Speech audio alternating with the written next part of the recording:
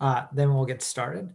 So even though this slide says the 8th, I know it's the 10th, we have a little catch up to do, and that's why on Blackboard there's no folders, no reading guides, because I knew these next 2 days are going to be catch up days. So not an error, it's supposed to be that way.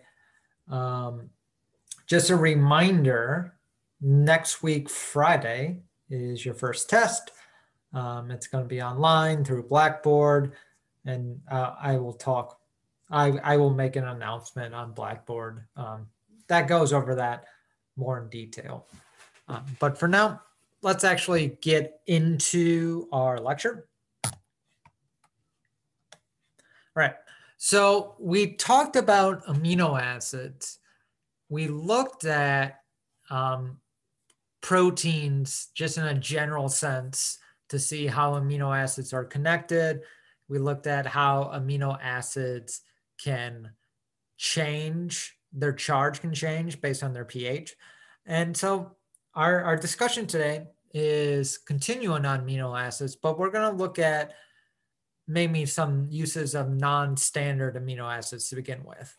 And first, we need to talk about our modified amino acids. So we know there are 20 standard amino acids, but there are hundreds of other non-standard or modified amino acids. And these can have various effects in the body. Like histidines, if you have allergies, I'm sure you've heard of histidines. They're basically modified his. Hydroxyproline we'll talk about when it comes to scurvy in this class. It's important there. Phosphoserine, phosphothreonine, all of these amino acids are very important when it comes to enzyme function and for signaling pathways. And so a question I have, and this is kind of one of those critical thinking questions, so see if anyone can logic this out. In our body, in our DNA code, we have codons, and those codons tell ribosomes, basically tell ribosomes, what amino acid is going to come next in the protein. It really is a way to match our tRNA to our DNA. So the question I have is, these modified amino acids are in our body, and we have a ton of them. How do we know in proteins that we have to modify amino acid if there's no codon in DNA that says, this is phosphoserine? How is this recognized in the body that these modifications have to happen?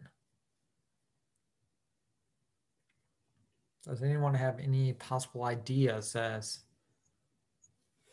how this happens in our body, inside the cell? How do amino acids actually become modified?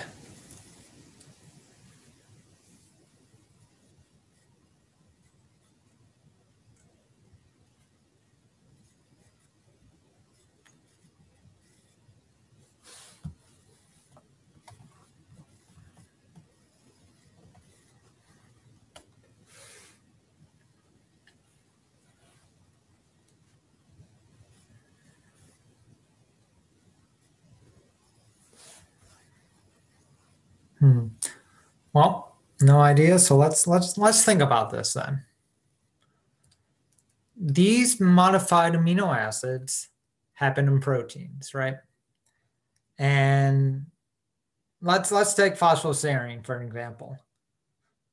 Serine is found in thousands of proteins, but not every serine needs to be phosphorylated.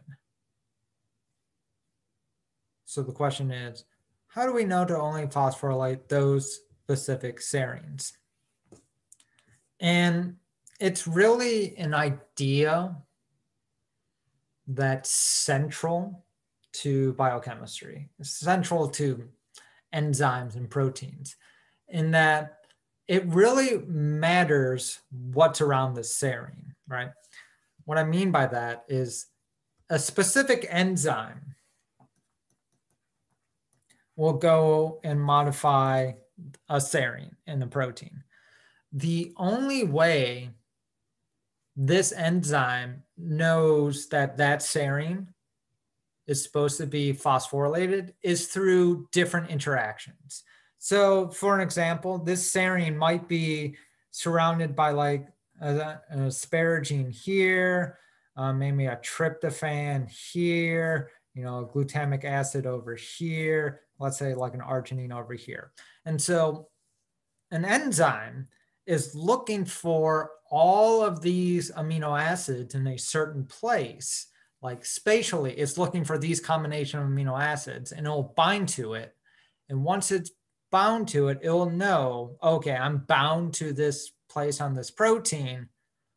I need to add the phosphate to a serine now. So enzymes are specific enough to know to only bind to one site on a protein. They have been evolved over time to only interact with one site.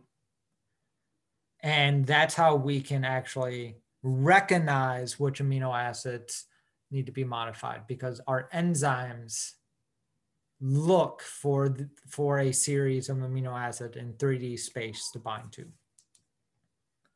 And that's basically the whole principle of how enzymes work. When they bind something, they're looking for a very exact conformation of atoms / groups.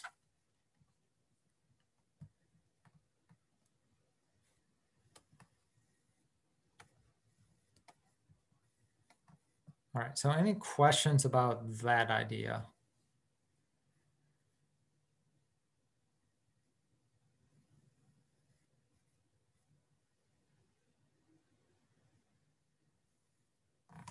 All right.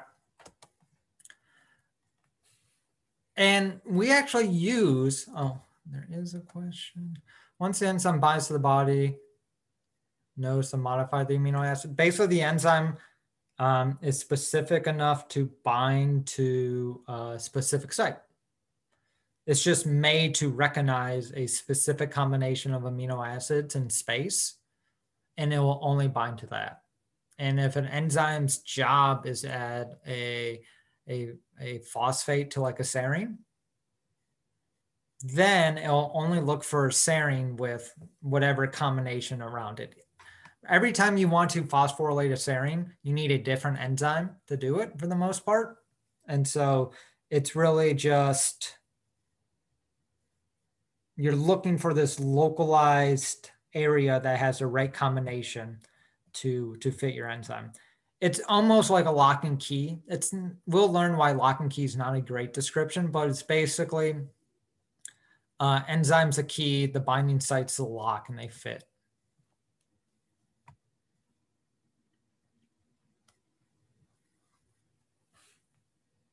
All right, so not only do our modified amino acids used in our body, we also use them in research.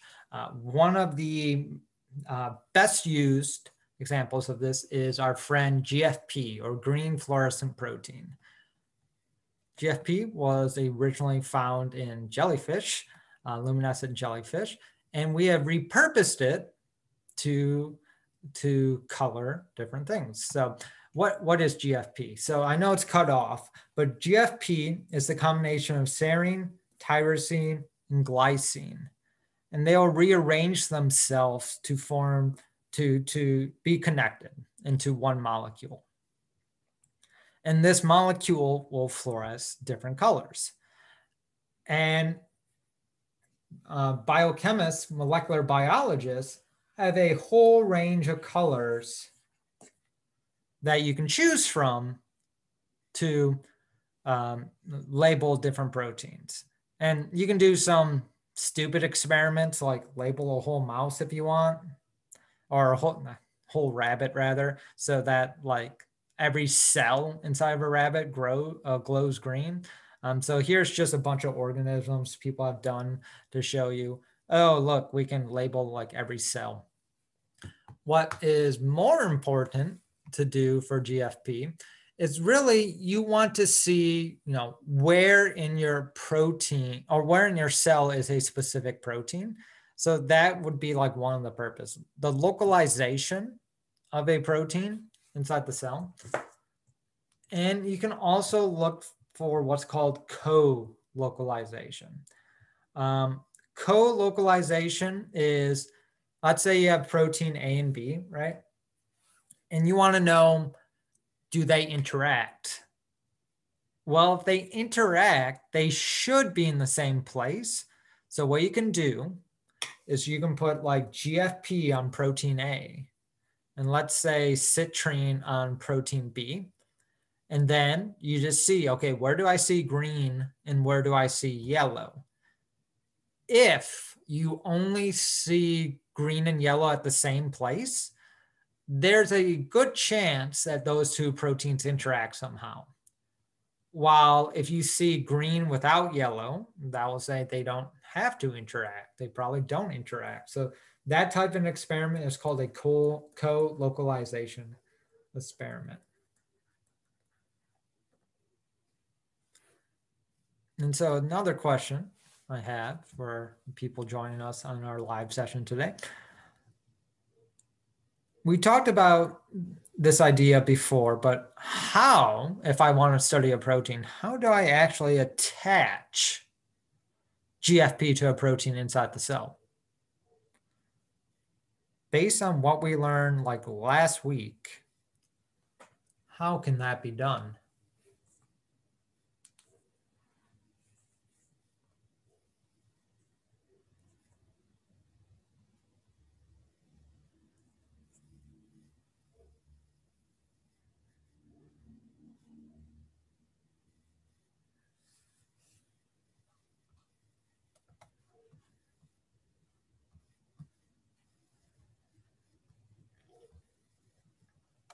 Do we take GFP and just like throw it into the cell?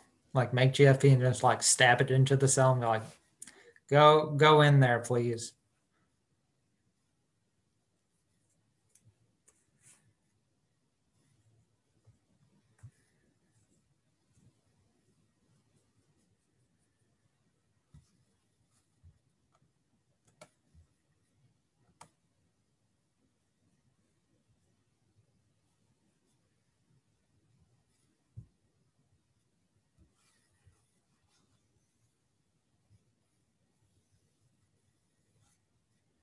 All right, so again, let's think about this logically. So how do you get any protein into the cell? Well, you have to do what we talked about last week, and you need to have the DNA of that protein. You need to put it into a vector, all right? Then once you have a vector, you can put that vector into a cell. So if I want to attach GFP to a protein to the cell, what I do is for the DNA that I'm going to put in my vector, you have your DNA for GFP, then your DNA for your target protein or whatever you're studying, and you just put them next to each other, put that into your vector, and then you have a protein that glows. So you just combine the two DNA fragments together on the same vector. That can have some problems. GFP is a giant protein itself. So you might actually cause your target protein to not work properly because it could misfold. So you have to do studies to see if attaching GFP to your protein will affect your protein in any way. So it can matter whether you put the GFP on the N terminus. It can matter whether you put the GFP on the C terminus. It's possible you could put GFP in the middle, but that would probably definitely ruin your protein. So you just have to be very careful where you're putting GFP's DNA sequence in your actual protein sequence. So any questions about GFP or anything?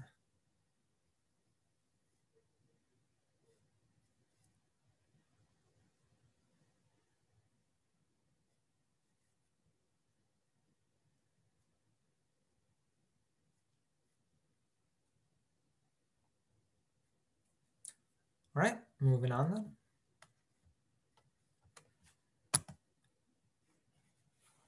And it's not only amino acids and proteins that get modified.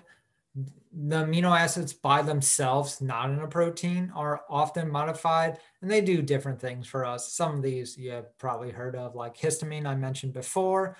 Dopamine is just a tyrosine with a extra OH group. Thyroxine is basically two tyrosines added together. I add some iodines on there. And then we have serotonin, which is another drug found, well, it is a drug, but it's a molecule found in your brain, makes you happy. And if you know your amino acids, you can tell that serotonin, it's basically just tryptophan with some minor modifications. So basically the idea here is that amino acid modifications are prevalent within the cell, within the human body, and we use amino acids for a ton of things. So even though moving on, we're gonna just mainly be focusing on amino acids in proteins to begin with. Just be aware that is only part of the picture. Amino acids are used for a lot of different things within the cell and within the body.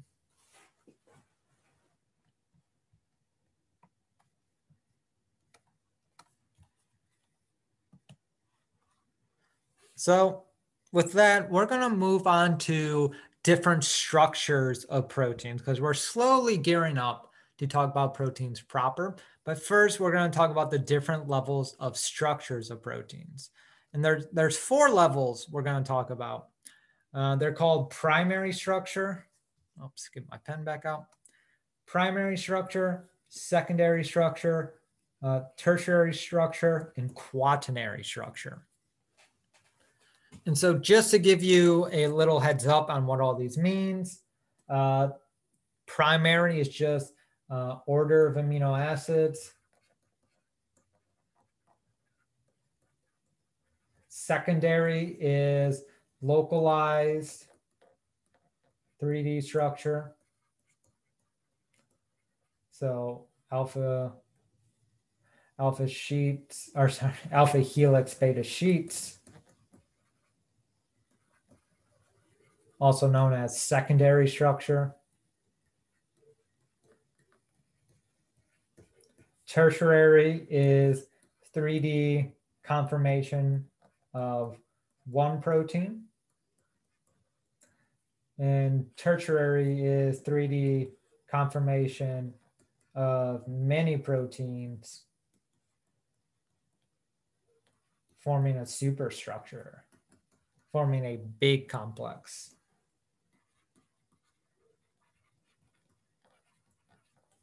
And when you talk about proteins, it's really amazing the different number of proteins you can have. So let's just talk about 100 residue protein. And let's say you live here on Earth. So you have 20 amino acids to use. Based on that, you can make 1.27 times 10 to the 130 different proteins. That's more atoms than in the universe. So that just shows you the level of complexity just 20 amino acids have. When you think about 20 amino acids, doesn't sound like a lot. Then you just do a thought experiment like that. It is an incredible number. And inside the cell, right, or the vast majority of proteins on Earth, they're usually between 100 and 1,000 amino acids.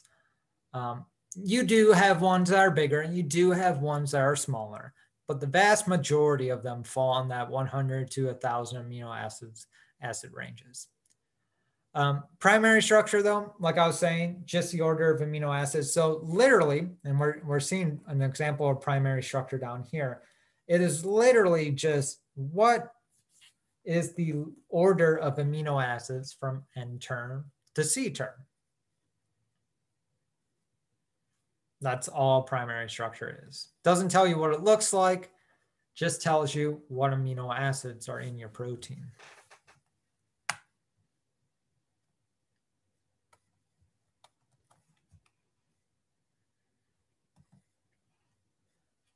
And when we're talking about proteins, in the field of biochemistry, molecular biology, to really know how a protein works, we need to isolate it from everything else, right? So the next couple of slides, we're going to talk about different techniques we can use to purify proteins from different cells. So what I want everybody to do, and you don't have to share with me if you don't want to, I want you to take a couple minutes, see if you can think of advantages and disadvantages of growing a protein outside of a cell, advantages and disadvantages of growing eukaryotic proteins inside E. coli, and what are some challenges to try and purify a protein.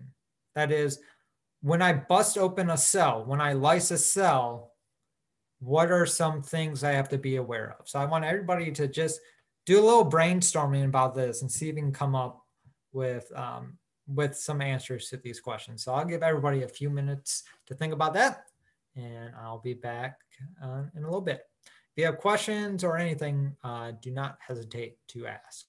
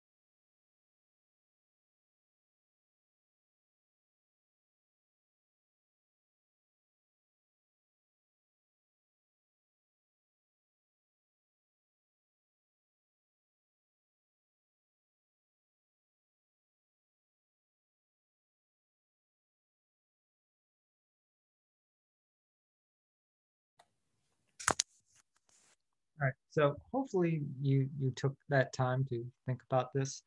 So let's go over the answers. And just like to reiterate, I do hope you do try and answer these during that time break. It is the best way to learn, is to challenge yourself instead of just waiting for the answers. And if you're not sure, always don't hesitate to ask questions. All right. So advantages of studying a protein outside of the cell. Well, if I'm doing an experiment on a specific protein, any result I get in my experiment must be due to that protein. So results due to that protein.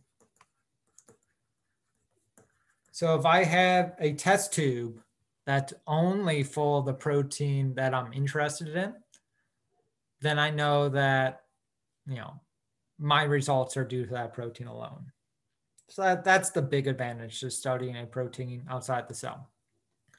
Disadvantage, you're taking it out of its natural environment, right? Proteins don't just exist in a test tube full of water.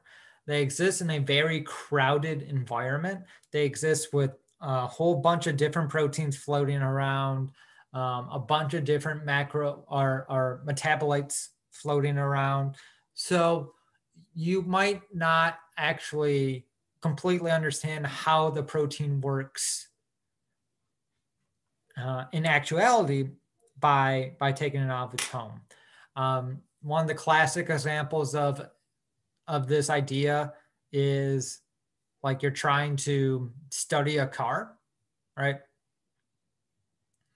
And so you blindfold the person like studying the car. They don't know what a car looks like.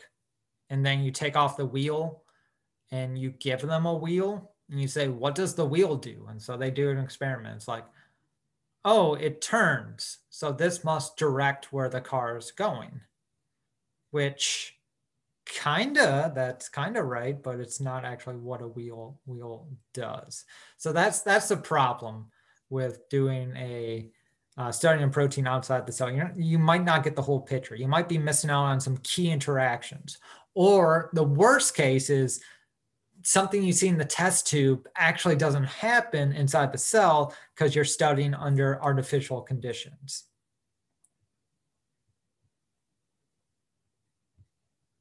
All right. So next question is, I'm growing eukaryotic proteins inside of E. coli. What are advantages and disadvantages to this? Well, an advantage, cheap. It is super easy to buy E. coli and grow them. It is extremely cheap. Well studied. We know how to use this system to grow proteins. It's all over the internet. It is not hard whatsoever as long as you have the right equipment. So it's very easy to do. Well studied and easy. Like if somebody comes into a lab, you can have them growing protein within a week. It's not hard at all.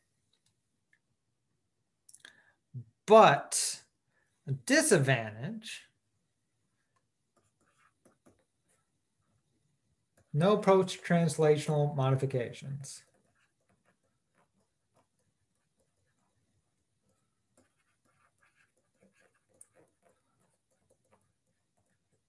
So we were just talking about earlier today how different amino acids can have modifications done to them. And if I take a protein that's supposed to be in a eukaryotic cell and I try to grow it in a prokaryotic cell, they won't have these modifications done to them because there's no enzymes inside the prokaryotic cell to carry this out for us. Also, eukaryotic cell proteins, many of them have sugars attached to them. A lot of our proteins are what's called glycosylated. They have a lot of sugars. But prokaryotes don't do that. So you're not going to have the sugars you need. So any protein you grow in a prokaryotic system might be incomplete. So that's a big disadvantage. And last question here. When I am lysing a cell, what are the challenges and what do I do to overcome these? So some of the challenges are first, temperature. High temperatures can unfold a protein and not make it usable anymore. So that's a big thing you have to be aware of when you're busting open a cell, when you're lysing a cell. You have to make sure your sample stays cold, otherwise your protein could unfold. So usually what you do is when lysing a protein, everything that you do is kept on ice. And the extreme version of this that you have to do with some proteins is that you have to go in what's called a cold room, basically a refrigerator that stays at roughly 4 degrees centigrade inside. You have to do all your experiments in there. You have to do all your lysings in there. Grad school, I had a friend who worked on a protein like that. And it's basically, she had 3 18-hour days where Well, I guess I have to sit in a room for 4 degrees because my protein would denature if I don't do that. So that was her life, studying a specific protein. So you have to be aware that temperature can unfold proteins, and so you have to keep things on ice. What else you have to be aware of is pH. We looked at pH already, how that can change proteins. So when lysing a cell, you have to make sure the pH doesn't change when doing this process, or else your protein could unfold. The way you handle this is that you use buffers.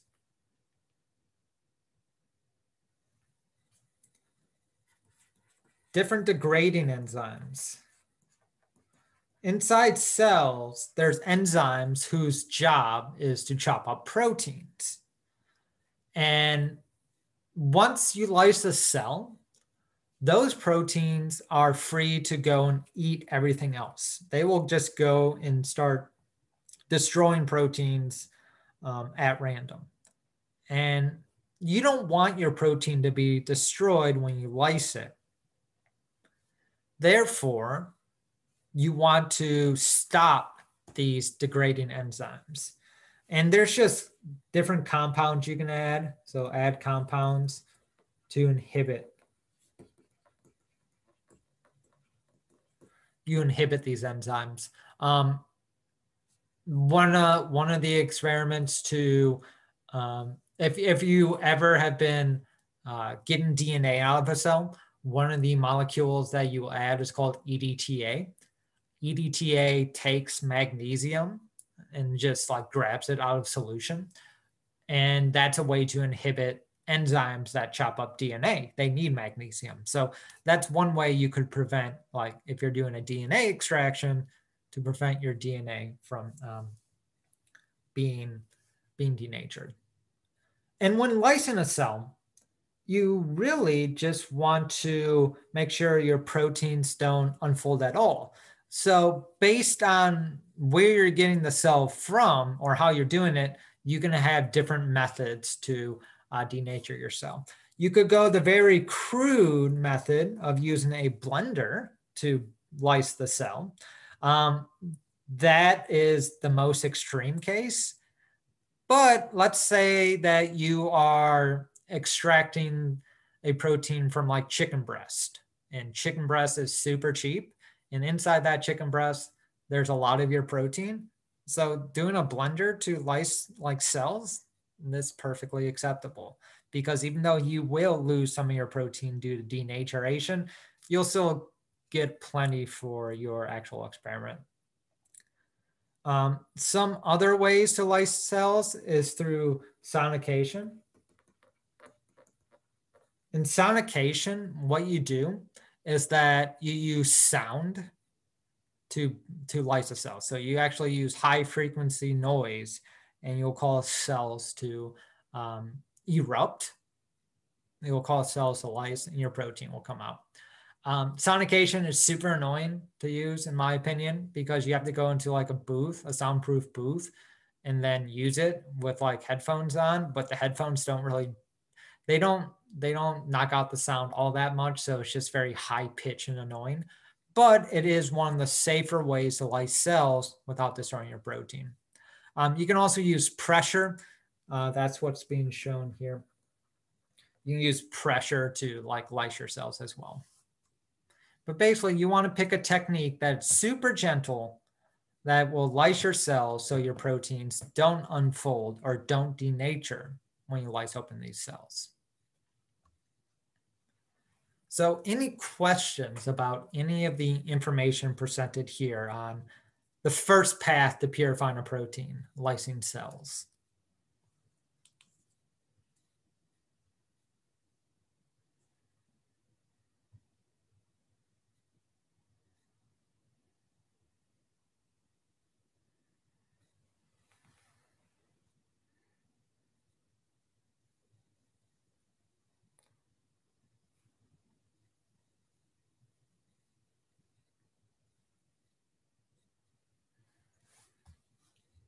All right, so we'll move on then.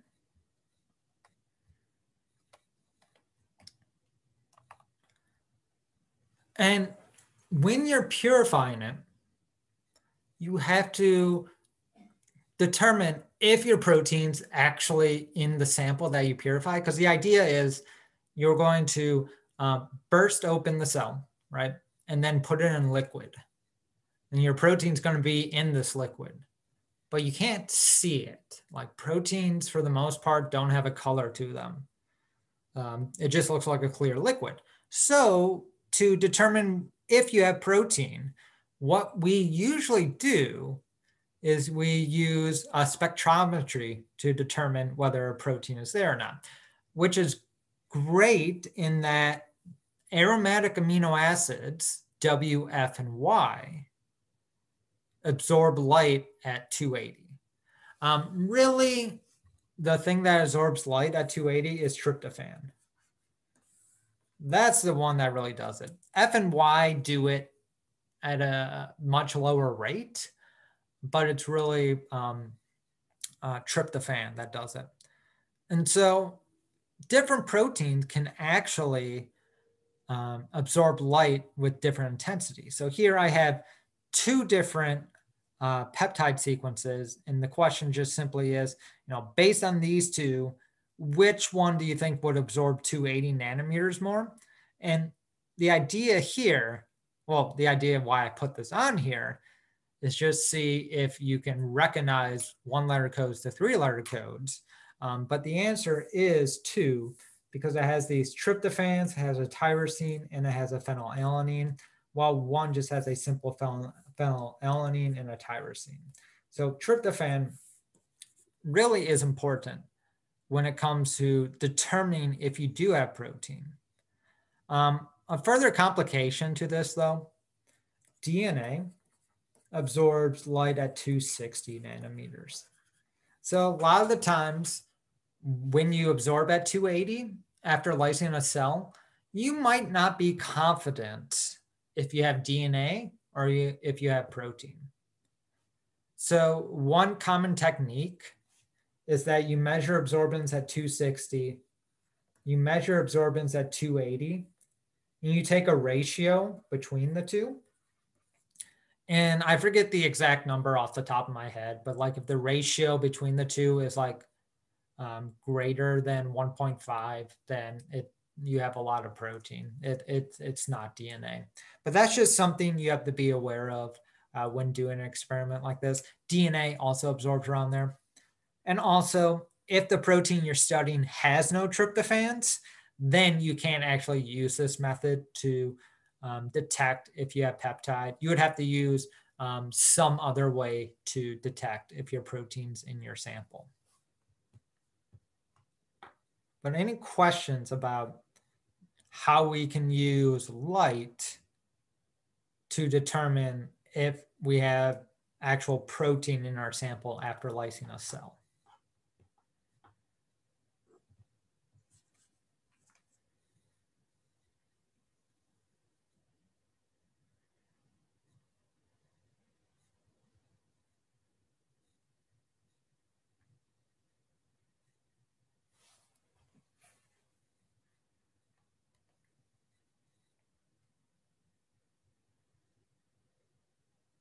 All right.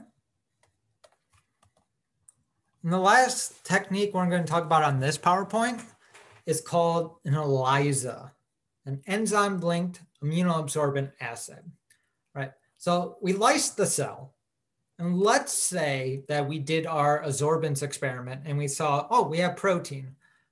Well, usually that's not sufficient for most scientists. Well, it really shouldn't be sufficient for any scientist. To actually determine if it's your protein and not any other random protein, you have to do a specific experiment, and one of those could be an ELISA. Now, the whole point of an ELISA is to determine if your protein is there, your specific and only your protein.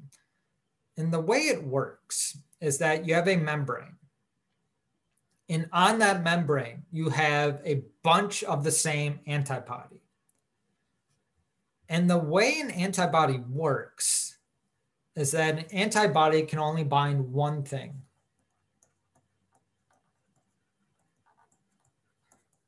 an antibody is extremely, extremely specific in that it will only bind one part of a protein. So after you lyse your cell, after you determine that this sample does have protein, you can then use an ELISA and put all your proteins onto this membrane. If your protein is present, then it will bind to your enzyme. If you have other proteins that are a contamination, it won't bind to your enzyme. So they'll be washed away.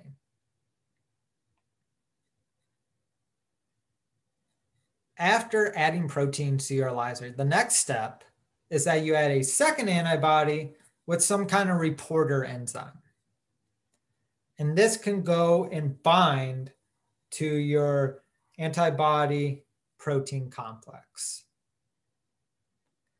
And this reporter enzyme usually does some kind of chemical reaction, which will give some kind of signal. So here I add some molecule that's a substrate, all right? And let's say that the product of this reaction gives off light that I can see with a microscope, or gives off fluorescent rather. And so the idea here is once I add my secondary antibody and it binds to wherever my protein bound, I can add this substrate to the membrane and see, do I get signal? Do I get fluorescence back? If yes, this is like a clear example or a clear test that shows I only got my protein, or I was able to get my protein out of a cell. I was able to lyse that cell, and from that lysis, I have a sample that contains my protein. And ELISA will show that because antibodies are extremely specific to what they will bind. You can raise an antibody to only bind your specific protein. So that explanation makes sense, or the idea of what an ELISA is makes sense. Or if not, do people have questions or want me to go over something else again, go over the logic again?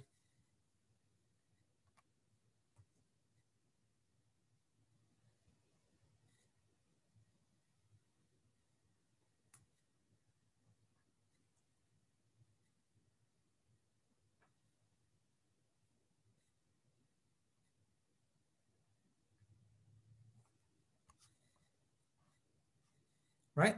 So we have a little bit of time left. So we're going to jump into the next PowerPoint, the Feb 10th PowerPoint.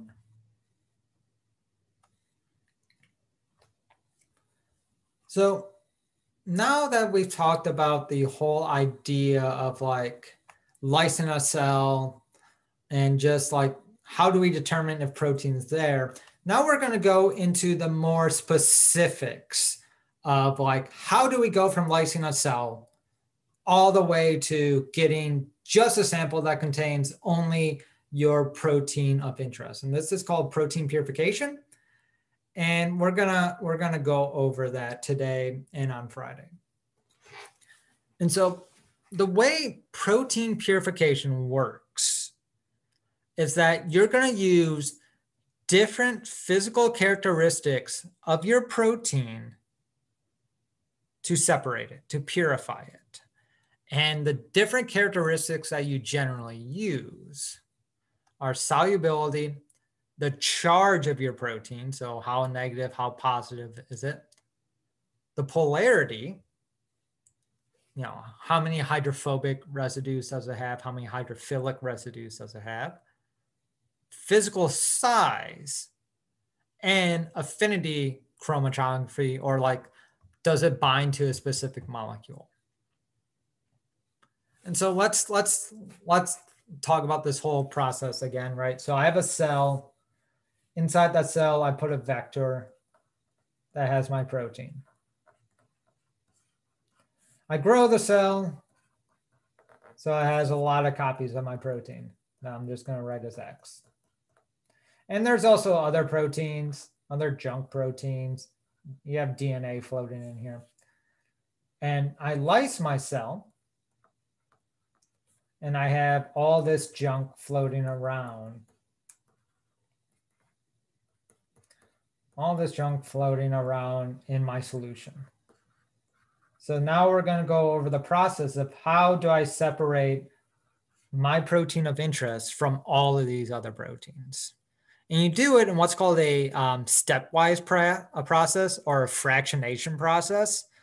You're going to do many steps that utilize these techniques to try and separate your protein from everything else inside the cell. During this time, your overall yield of protein, the amount of your target protein will go down.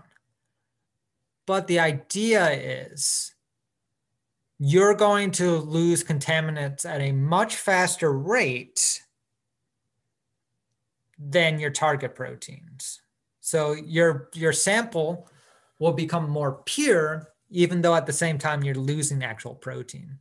And this is really an art. When you're studying a protein for the first time, you kind of just have to wing it and do different experiments and see what works best. So if you're ever in the situation where you're giving a very new protein to study and you're the first person ever in the world to study this, you will probably just spend months of your life figuring out how to purify this protein in the most optimal fashion. That is, how can I get this protein pure without losing a lot of it? So we're going to talk about the different techniques we can use for protein purification here.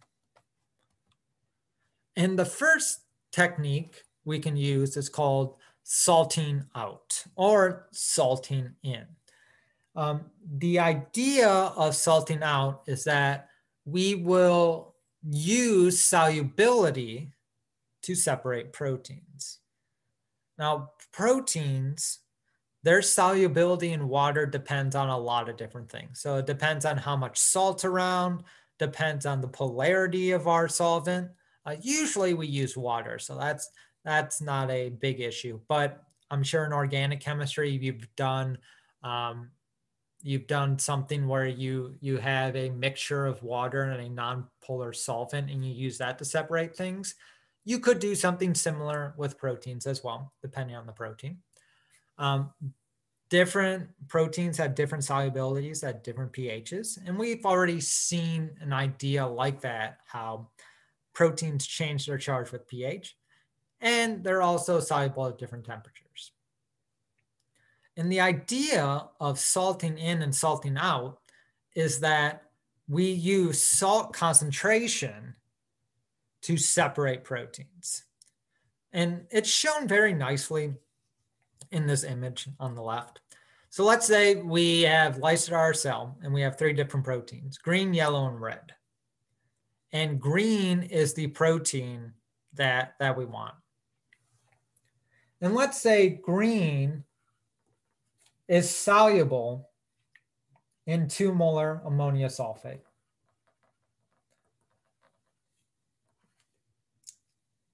And ammonia sulfate is just a common salt you use for salting out. So let's say that's known through a separate experiment. Your protein will remain soluble until you add 2 molar ammonia sulfate. So the process is, and this is actually the answer to the question here, is that let's say you add 1.95 molar ammonia sulfate. I'm just going to name that AS for moving forward. You add 1.95 molar ammonia sulfate to your test tube. Your target protein will remain soluble. So green remains soluble. And then your non-target protein, red, let's say that has a lower solubility. So that will crash out of solution. That will form a precipitate. And what you can do is you can remove your supernatant. And you remember the supernatant is the liquid. you can remove the supernatant from the test tube and put it in a new test tube. So you have gotten rid of your red protein now. Then in the next step of your experiment, you add enough ammonia sulfide to go to 2 molar. You're now at the solubility limit of your green protein. So that will crash out of solution. And anything that has a higher solubility now will remain in the supernatant. So the idea here is that you will be keeping the precipitate, getting rid of the supernatant, and with salt concentrations, you have successfully purified your green protein from your red and yellow protein. So salting out is usually one of the first processes you do when purifying protein from a cell lysis, because you can get rid of a lot of junk proteins, a lot of DNA, just by playing with the salt concentration of your lysis.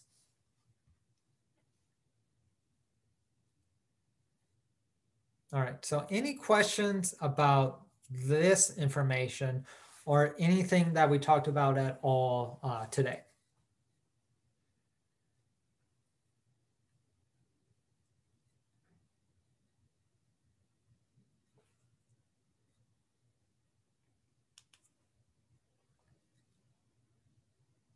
All right, so if there's no questions, we are past 2:50, so I will call it there. We'll pick up protein purification on Friday.